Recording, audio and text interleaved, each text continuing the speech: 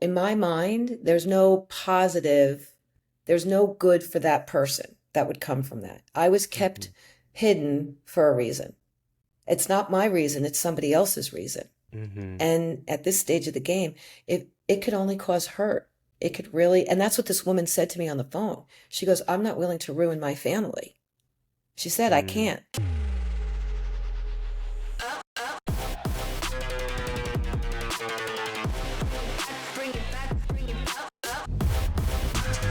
Welcome to The Ownership Game with Gary Montalvo. What would it take to get into the driver's seat of your life and leave your mark? The Ownership Game starts now. Over the last 2 decades, 30 million plus people worldwide have taken a DNA test through companies like 23andMe, Ancestry DNA, and MyHeritage. These tests have been wonderful for people to learn about their genetic ancestry, their ethnic background, and probably most importantly, any genetic predispositions for health conditions that they may have. Another benefit of these tests is that they allow for genealogical research. They help users build family trees and sometimes allow them to trace their lineage back for generations. And that's where things can sometimes get interesting. It's not uncommon after taking one of these tests to discover an unexpected family relationship that you didn't know about. What you may not be aware of is that often up to 4% of these DNA tests discover an unexpected paternity or some other family secret like half siblings. This is what happened to my guest today, Michelle Waldman. Okay, I'm really excited to have you here, Michelle. We've been trying to do this for a while. We finally got it. That's true. Like travel and COVID and life, that just means it's gonna be a really good interview. So I met you at the Mompreneurs Networking event I think it's at this point it's been like maybe a few months ago. Um, and you had the most fascinating story. I was like, you have to come on my podcast and share this story. And of course, you were like, yeah, I love that. Like, when do we start? So I don't even know where to start. Okay, why don't you tell the people a little bit about yourself and where'd you grow up and give them a little overview of your life. Okay. Hi, I'm Michelle Waldman. I was born in Brooklyn, New York, and I was raised in Manalapan, New Jersey. Woohoo! Yeah, my dad worked, my mom didn't. I'm the oldest of four. My father was a volunteer fireman, so I grew up the fire chief's daughter. So I was important in my town. So it was fun. Um, but there was always something different between my siblings and Mm-hmm. myself. There was always a little. My mother wasn't as gentle or as kind to me Mm-hmm. when it came to absolutely anything, and I could never understand the why. So fast forward, I get married, I have my kids, I raise my family very differently than the way I was raised. And I'm grateful for that. I'm grateful for the lessons that I did get, from my parents to help me raise my own children. I have six children. My oldest is 34, my youngest is 16. I have boys and girls. I have military children. I have a rabbi child. Oh wow. Um, yeah, yeah. So I run the gamut. And they keep me very busy, even though most of them are adults. And I have seven grandchildren. I have recreated myself or reinvented myself over the last 20 years being a mom of kids. So my background is in sales, it's in event management, it's in marketing. I've done a lot of volunteer work. I've sat in a lot of committees and boards and Boys and Girls Club, Junior Achievement, Gilda's Club, to name a few. I love getting my hands dirty and like really getting into it, set up, tear down, asking people for donations, whatever it is. Right now, I'm focusing on my travel business and my Yeah. real estate business. So, So now so you had a travel agent, you have a real estate business. That's how we met. You Yes. were networking. We both live in the Coral Springs area here in Florida, and we were both at the Mompreneurs event, which I've talked about on the show several times. We've had a few of their members here. And obviously I'm not a mompreneur, but I'm an honorary member of the club. We love you. Uh, yeah, and I love you guys. So we're sitting next to each other and we're chatting, and I don't know how the subject of 23andMe came up. I think we were talking about, I don't know, you were talking about empanadas or something. I can't remember. And so you started to share this fascinating story that as an adult in your life, you took one of these tests, and what did you discover? So I actually took two of the tests in 2000. I want to say it was 2018, November to October, November. I took the test. I got the results New Year's Eve. Uh-huh. And when I got the Ancestry results New Year's Eve, I called my father, who was living in Las Vegas, and I'm like, Dad, I'm black, and you've been lying to me my whole life. And my dad says, what kind of garbage did you pay for, Michelle? That's junk. You got scammed. I go, I didn't pay for it. My sister did. Okay. And I'm like, Dad, it's DNA. Okay. So we tabled that conversation So and wait, so what were you raised as? I was raised Jewish, and every time people would ask me why I had my complexion and I had very kinky curly hair, I would Uh-huh. say, well, because I'm Jewish, I'm Ashkenazi. What do you mean? Like, Uh-huh. that's why. Because my parents said, you're 100% Jewish. You need to only date a Jewish boy. You need to only marry a Jewish boy. You're a Jewish Uh-huh. girl. Okay. But lo and behold, So Ancestry.com has a different opinion about this. well, not only Ancestry.com, but my heritage also has a different opinion about this.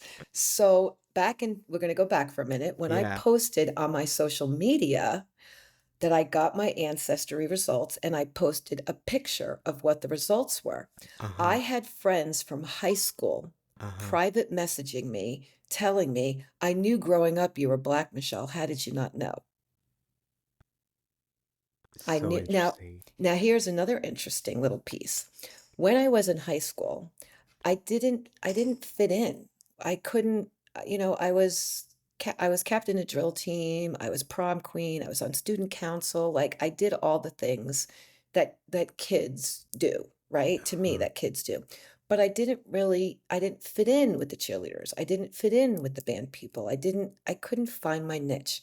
When I was a freshman in high school, I joined the Black Awareness Club, and I stayed part of the Black Awareness Club to my parents' unhappiness for my all 4 years of high school because I just felt like what was being talked about and the topics I could relate easier and better to, not knowing anything in 1994, 1995, 1996, 1997, just knowing like, I was different, and every time Uh-huh. people would ask me my nationality, I'm like, "I'm Jewish," but that's not a nationality in the Yeah. '80s and the '90s.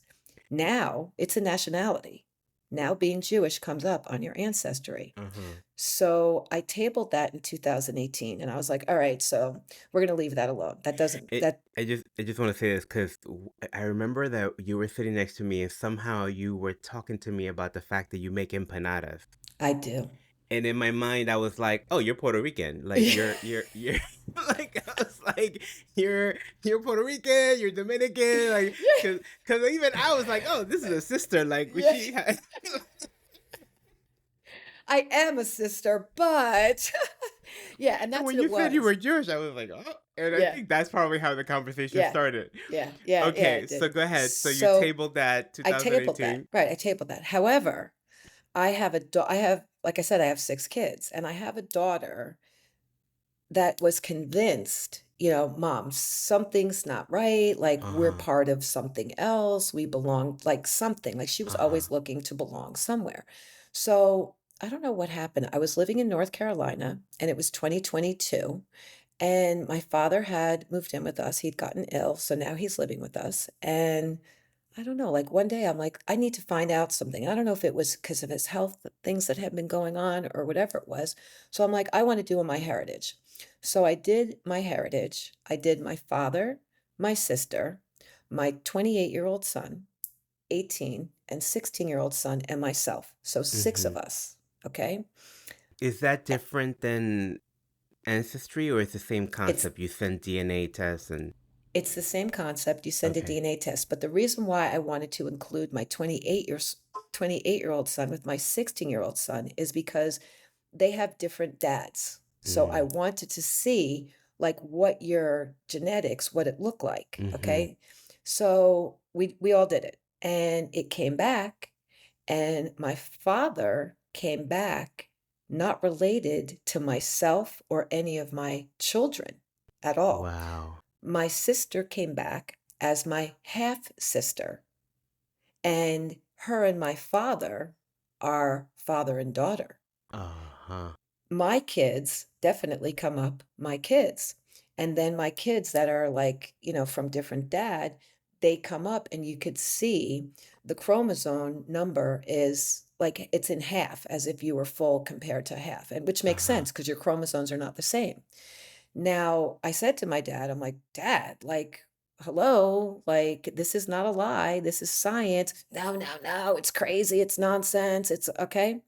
So in in between 2018 and 2022, during the COVID pandemic in 2020, my sister was laid off she was furloughed from her job, she lives and works in North Carolina. When she was furloughed, everyone at her job was told, don't reach out to her. She's not working right now. But she got a text message from a woman and she didn't want to respond. The woman was like, hey, Tamara, can I talk to you? My sister's like, okay, I'm not working. Why are these people bothering me? I'm like, Tam, be nice, just take the call. My sister takes the call. The woman on the phone says to my sister, do you know a Michelle Waldman? My sister said, yes, I know a Michelle Waldman. Why? She goes, I just did my ancestry and she came up as my first cousin.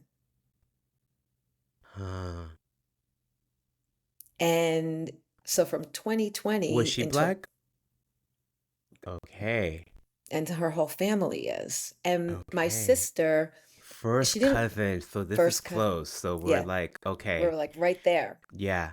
So my sister wouldn't give me her contact information for years. She didn't give it to Uh-huh. me. She finally gave it to me in 2023. I said, that's what I want for Mother's Day, is I want to be able to talk to this person. And Uh-huh. I spoke to her. Do you know why? Why my Why sister wouldn't didn't she want, give it to you? no, I don't know why. You don't I know? don't know. Okay. Because I don't know, maybe it makes owning her dad like more real and she doesn't want to own She's him. like, you're not leaving me alone with him. Yeah, yeah.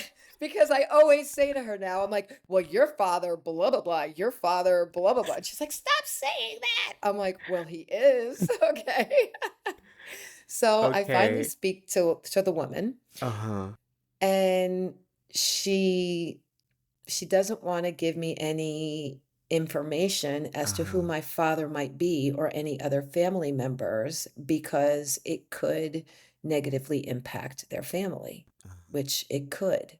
Yeah, yeah. So, I mean, it probably would negatively impact their family. So, as of now, I'm left with this random first cousin and I can't find, any other family members. So Yeah. much to unpack here. Yeah. Okay, where's your mother in all of this, by the way?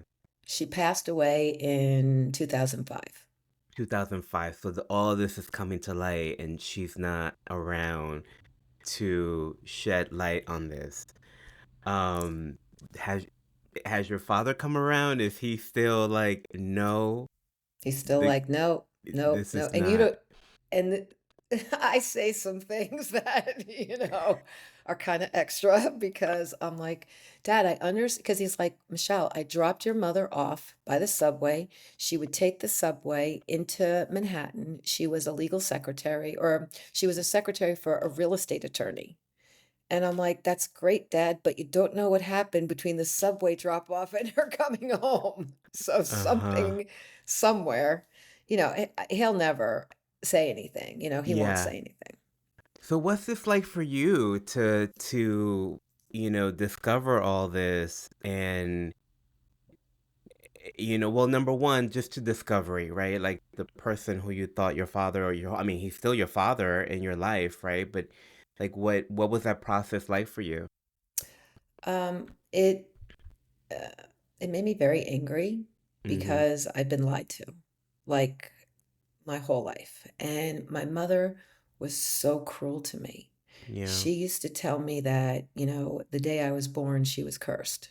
She used to tell me she felt bad for me for being so ugly or for Mm-hmm. my skin being the way it was. And I didn't know what I did wrong. And so now I look at it and I kind of feel bad for her. And I'm not as angry because she carried something that was shameful for a long time.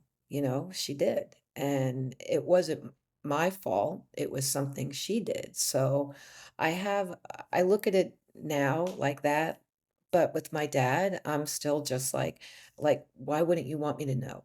And maybe Mm-hmm. he doesn't know. Like maybe he knows like it's one of those things that linger in the back of your mind as a man that you don't want to admit. My husband Mm-hmm. has said to me, Michelle, it's very humbling. It has to be humbling for him and almost embarrassing for him because think Mm-hmm. about it. In the 50s, 60s, 70s, nobody thought that they could ever get caught for anything. Mm-hmm. And I know that I'm not the only one. So I'm sure that it's a hard, realization for him. Yeah. And when my mother died, my mother had gotten diagnosed with undetectable cervical and ovarian cancer in September of 2003 and or 2004. And she told my other siblings not to let me know that she was ill until she passed because she must have known that there would be something that would come out. She didn't want to have the conversation with me. So even when she died, I had no closure. I didn't get to say, Mom, I forgive you. I didn't get to say, Mom, I'm angry with you. I didn't get to say, have you ever been proud of me? I Mm-hmm. never got that. So with my dad now, it's still something that he is like, no, that's ridiculous. It's crazy. Michelle, you don't know what you're talking about. I'll do a blood test. Dad, a blood test isn't going to be different than a saliva test, but it's going to be more expensive. So I just kind of table it because I don't want to upset anybody else's apple cart or ruin Mm-hmm. other families' lives because of something that happened 55 years ago. Yeah.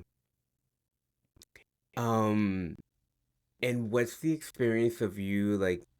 Because it's not just learning your father, you're also learning that you're half black, right? Like that's gotta be also very like Well, here's the funny part. So my daughter's 25. She lives here in Coral Springs, and she's the one for years that was always just like, "Mom, we've got to be black." Mom, and I would be like, "What are you even like? What are you saying? What? I I don't even think that know is why." so fascinating that She that knew. she like where I mean that's so fascinating. Like somewhere deep within her, like it's just like no.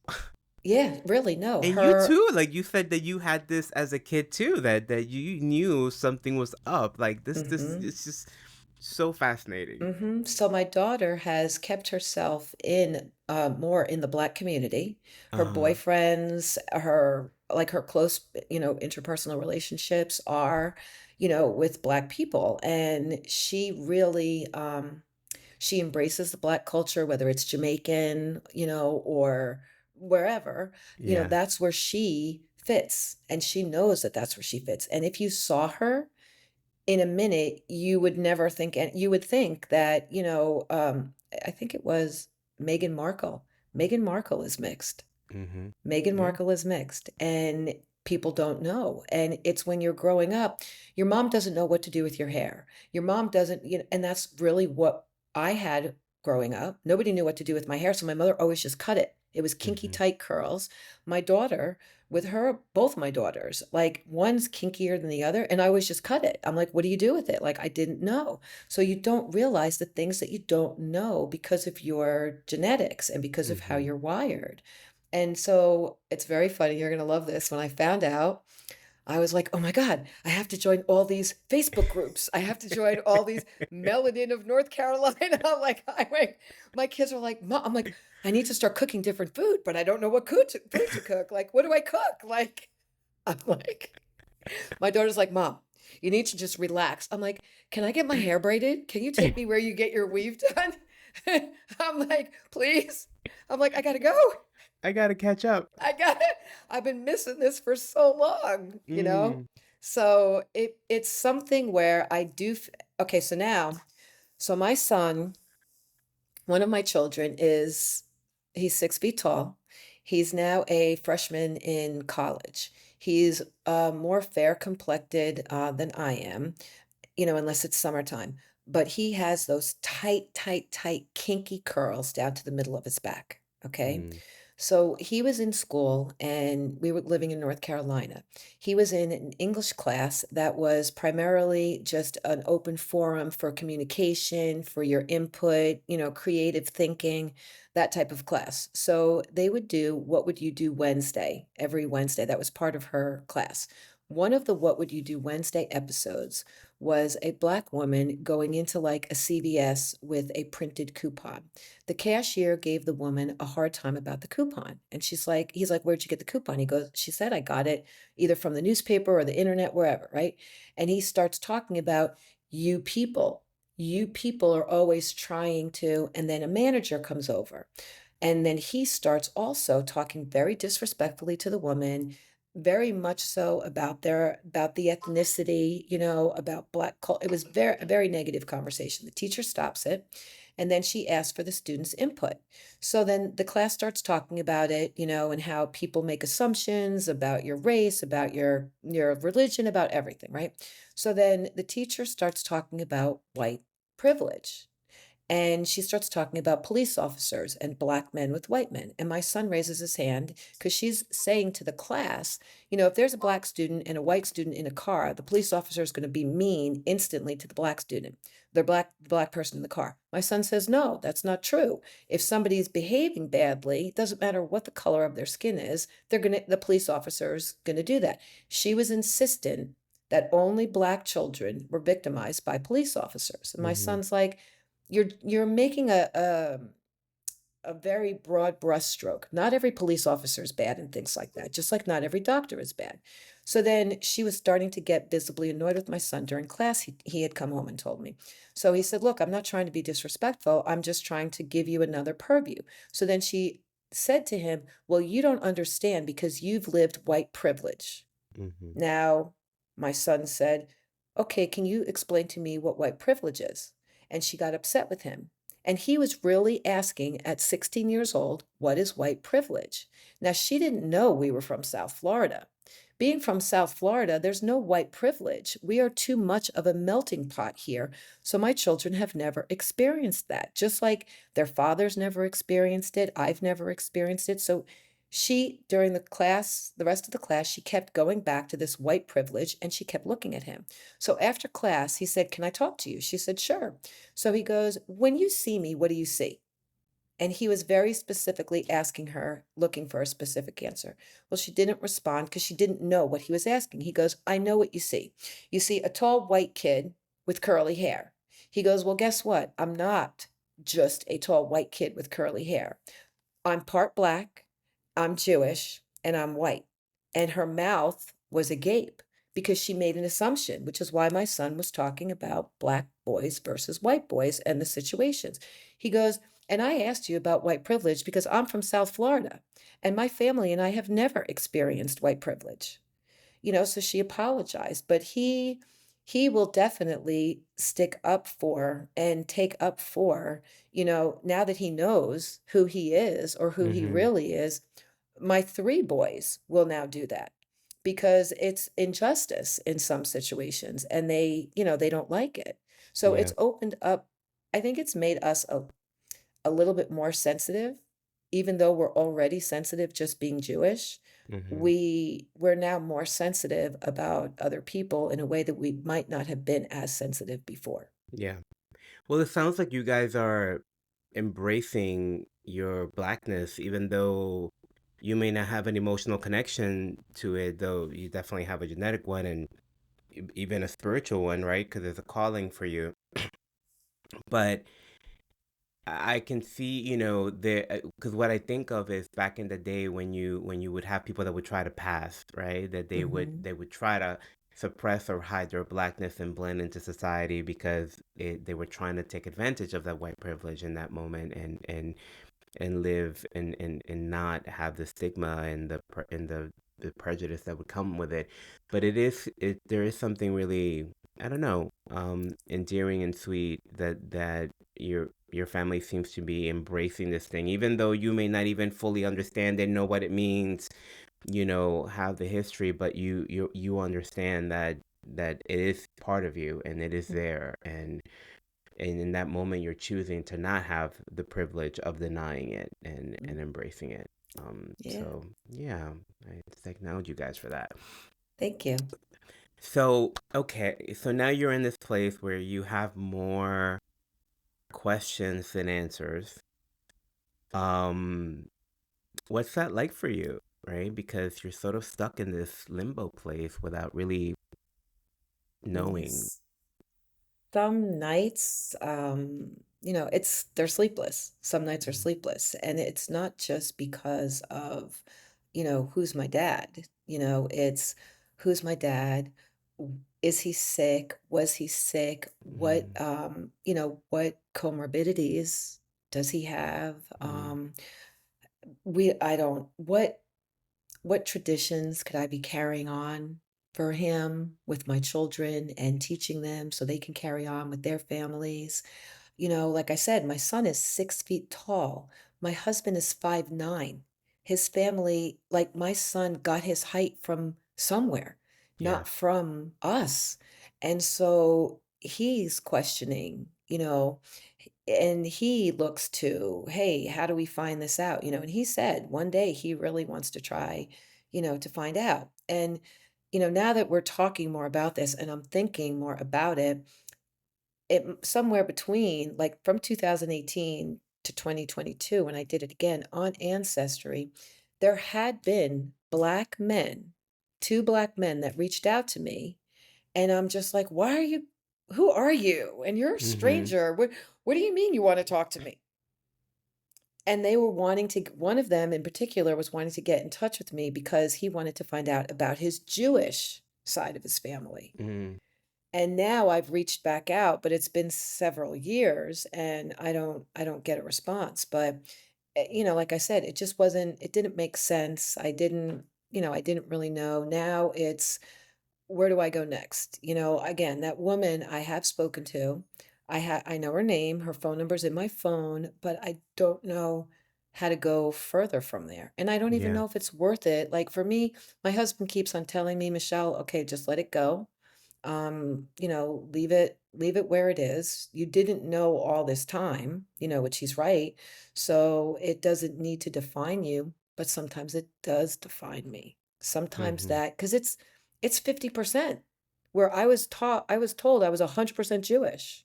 Yeah. And in my mind, I still cook like I'm very Jewish, but not very Jewish, like I'm not temple Jewish. So now I'm just like, but what else am I supposed to be like, I'm a mom. What am I not exposing my children to that I'm supposed to be exposing them to? That's kind of more between Mhm. the health stuff, and I feel like my kids are missing out on something. What that Mhm. something is, I don't know. Mhm. It's beautiful, Michelle. Thank you. Um, yeah, I don't know if I'm stirring up trouble here. Have you No. considered hiring a detective? I have. But again, that would be very selfish and self-serving. I could ruin a family. I could ruin a Yeah. family. And if you think about it, if I'm 55, this man could be in his 70s, in his 80s, in his 90s. Why would I want, he could be happily married now and have his own children, grandchildren, great grandchildren, like my father has. Why would I want to do that to somebody? It's selfish. And I'm not a selfish person. And I don't Ah, think that that would benefit, it wouldn't benefit anyone. It would benefit me. That's selfish. That's self-serving.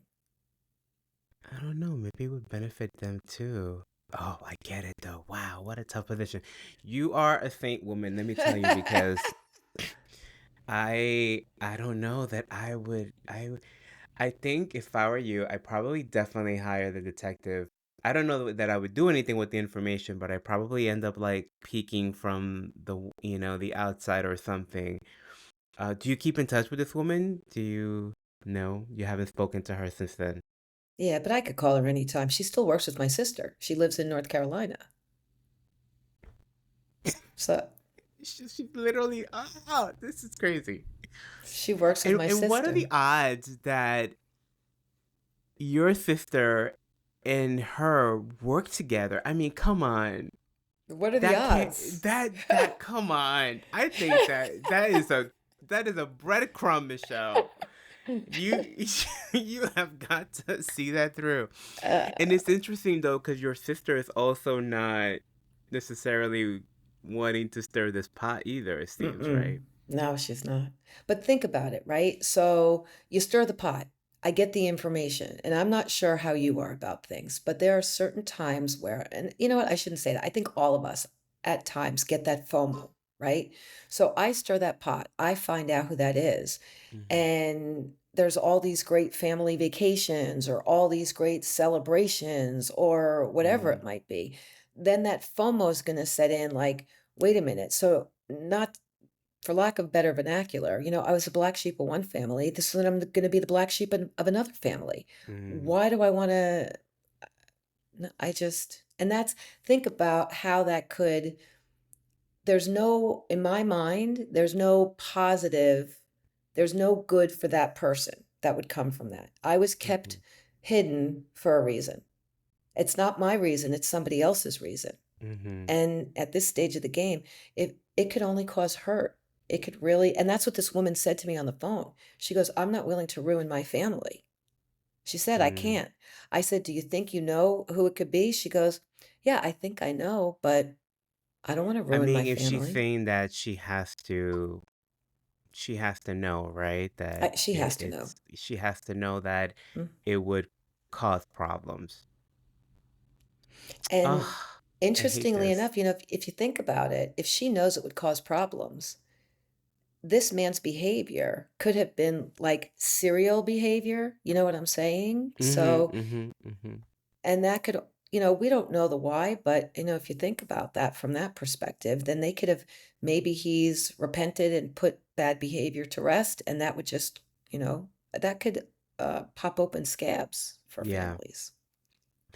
Well, I acknowledge you because there's a maturity that you have about all of this, and selflessness around it that I'm not sure what I would do, to be honest.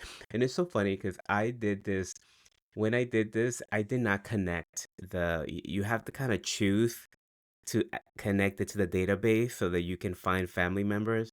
And I was like, yeah, I don't wanna, it's like, because you in when you come from the Dominican Republic, it is not unlikely for men to have kids in different places, and I don't think my dad would, do that, but you don't know, Yeah, and and for years I took the test, but I was like, I'm not gonna connect it to the database. I don't want any surprises. I really don't. you would have been on Netflix. I'm like, oh my god, I want to find out I've got like siblings or somewhere or something. And then finally I was like, you know what? No siblings so far. Do you like go back and check often to see if it's updated? Yeah, Your I do. I do. And it's not updating, like, and that's the other thing too. So if this man never does it, which so Mhm. far he's never done it, like Mhm. Ancestry will show you from what region your mother's from and what region your father's from. So it Mhm. shows you what you get. So it shows me what region, but it won't show me the who on either one of them because the who hasn't been done yet. And interestingly enough, the person that called me that said I came up as her first cousin, I don't see her in mine. Oh, interesting. She probably Mhm. blocked it off or something. Whatever. She I wants don't to know be if you all can do extra that. like I have that. I have no idea. I have no idea. I know. I would imagine that like someday you'll get a sibling or something, and they'll be like, "What? Who's this?" I don't need any of that. I got enough kids and grandkids for another sibling. That's a negative, Ghost Rider. Well, but if you have a sibling, that would definitely be, because then it's their family that they're Hmm. blowing up Hmm. versus the cousins. Like, yeah, I'm not blowing up somebody Hmm. else's family. Hmm. Hmm. Believe me, that's why I check. I'm like, there has to be someone somewhere sooner or later is not going to realize, they're not going to Hmm. realize, and they're going to take the test and it's going to come up. It will. I mean, the laws of averages, Yeah, that's going to happen. It might not be for another 5 or 10 years, but there will be somebody's child or somebody's grandchild, something is going to yeah, pop in the next few years. I mean, it just has to. Like I said, I mean, what are the chances of this person, working with my sister? For yeah, years for like 5, 6 years she's been working with my yeah. sister. Wow. So yeah, so that's And I didn't really prepare any like information on this, but this story, it's actually more and more common than now that we have these DNA services. So I know there's a book that's been written on it. I've heard news stories of twins finding each other. Like they were both adopted, separated, and then all of a sudden they find each other. Certainly, your situation, finding siblings or finding that your father or that you're not, your parents are not. People finding out they were adopted, they didn't realize they were adopted, didn't know they were adopted. So it's definitely becoming more and more common these days. And I wish I knew the book, but there was a guy that wrote a book on it, and that's how I heard about this because it was an NPR story where they were like sharing all these stories, and it was like fascinating. there's a Netflix show about a doctor in like middle Yes, America somewhere. And instead of him using the father's, he was a he used his fertility own. specialist, My right? and my Yeah, sister, my sister knows siblings from that man. and My he had like sister, 1,000. Like it was like something crazy. He was just some spreading his feet everywhere. And it was like, and for those that are listening that don't know the story, basically he was a fertility specialist, and women would go to him asking help, and he was using his own sperm instead of the donor sperm to inseminate these women. And like there was something like 1,000 kids like all over the place, and now all these kids are finding each other and realizing that they're related. And so that's what Michelle and I are talking about, and it's a Netflix special. I forget what it's called, but yeah, but just imagine, like, all of a sudden you doing your ancestry, and this is what happened to these people. They started doing their ancestry and they all started finding out that they had brothers and sisters and brother, like their aunts, all of them, their ancestry was off the chain because they uh-huh. are all related. All hundreds and Yeah. hundreds of people are related across the country. It didn't just happen in the States, it also happened in the UK, because there's another story about another doctor in the UK who did the same thing. So your story could be worse, Michelle, basically is what you're Exactly. I could have a saying. hundred. They could you be could pounding on my you could door you could have 200 siblings that you're having looking to for meet. empanadas. And if I know you, you'd be making them and going, "All right, come on in, grab a seat." Exactly. Oh my God. So I guess my question is, what's next for you in terms of, we know you're not gonna go like knocking down these people's doors and you're not gonna pursue that, but in terms of your own personal development, and are you just taking it day by day? Do you have a plan in place? Are there things that you're thinking about doing to kind of navigate this for yourself? Just one day at a time, and some days I pay more attention to it and other days I don't. Same with my children. Some days they pay more attention to it. Some days, they don't. It's just, it doesn't change who I am. It doesn't change what's in my heart. It doesn't change. I mean, I'm genuinely like nice to everybody, like there's no reason not to be. You don't know anybody else's behind the scenes when you meet them someplace. So it's not going to change how I interact with people. It's just another part of who I am. That's all. Yeah. So you want to hear something Beautiful. funny? Yes, always. So my husband and I were married. We got divorced and we got remarried. So my husband tells people that his first wife was white and his second wife is black, but they're the same, but they're the same person. That's amazing. I didn't know that. Yeah, So that's another fascinating story. How long were you guys separated? like 9 months. Oh my God. Do you know the same thing happened with my parents? Yeah. Really? So my parents separated when I was like, I grew up with my parents separated. Like they separated when I was a toddler, maybe two. My mom moved to the Dominican Republic. They both got remarried. They both had kids. Then 15 years later, they find themselves single and get back together. Oh my And then God, had you're giving another chills. child. So my two middle brothers are like half brothers, one by each father, and then the baby is like my full biological brother. Oh, Cause wow. yeah, so my parents, and now the second time around, because JD is 32, so now they're like they've been together for about 33 years. The Oh, second time around, isn't that crazy? yeah. Yeah.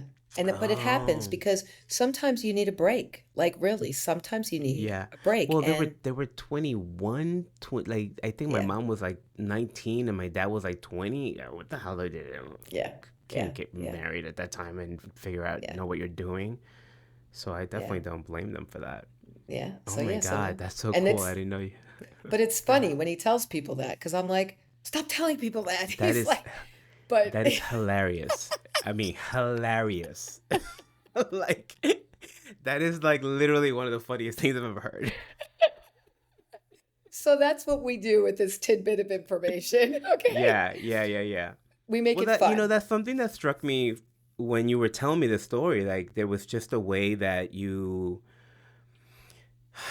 I don't know, there was just a very healthy way that you were having this conversation, sharing this conversation, being in this inquiry, and because there's some pretty like finding out your father's not your father, finding out that your mother, the reason your mother's been like sort of not great with you your whole life has something to do with this. Finding out, that there's a lot of things you don't know about who you are, and that could mess some people up, and but there's just a way that you and apparently your kids and your husband are just really being wonderful and inquisitive and understanding and generous and forgiving and all these just really beautiful things, and I really just acknowledge it because I think it says a lot about you and your capacity for grace and love and understanding. Like you could totally be prioritizing your needs at this moment, and you're not, and it's really sweet, and it says Thank a lot you. about you. And I don't know that I would be I would be like, I'm like, dear sir and madam. If you're watching, if you're listening, I'm doing typing fingers like I'm like writing an email. Like I'm like, dear sir, madam, we need to talk. That's my daughter. She's like, Mom, give me your number. Mom. I'm like, Yeah. that's a negative ghostwriter. You would leave people alone. Yeah, that's her. She's like, Yeah. Mom, I want to know who these people are. I have to go ahead and find out. Your mom's gonna get your daughter's gonna get the story one day. I think One she's gonna day. be the one And that's okay, after because when she's gonna pry it from your hands. she'll find out. If she wants to find out, Yeah. she'll find out. And I'm not going to stop anybody from Yeah, finding yeah, out. It's just I need to sleep at night and I need a sense of peace. And I yeah. don't feel like that's going to bring me peace. Yeah. Yeah. No, I totally get it. Well, thank you so much for sharing your story. I think it really just demonstrates, you know, just a lot of beautiful skills and grace and generosity and rolling with the punches when life throws you curveballs and yeah, so and I just acknowledge you and your family, and I wish you guys all the best, and that you guys have the peace of mind that you deserve around this. Thank you, and thank you for your time and for your conversation. It's always wonderful speaking with you. My pleasure. I will put your contact information in the show notes if you want to talk to Michelle about travel or real estate. She's available. I'm sure she'll talk to you about this as well.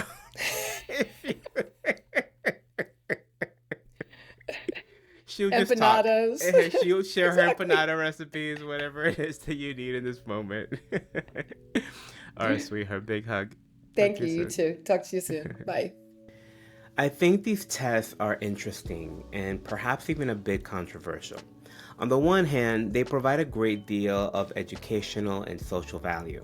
And on the other, there's a great deal of concern and criticism around privacy data, the potential misuse of that data, and the emotional impact on families when their dirty laundry gets aired out this way. If I were in Michelle's place, I honestly don't know what I would do. I like to think that I would be as generous and understanding as she's being, but I'm not so sure. I can also see a side of me that would be like a dog with a bone trying to figure this riddle out, especially when the answer is so close. Regardless of all of that, I do know that we have something to learn from her when it comes to selflessness and giving people a ton of grace. If you haven't taken the DNA test yet and you're curious, don't be scared.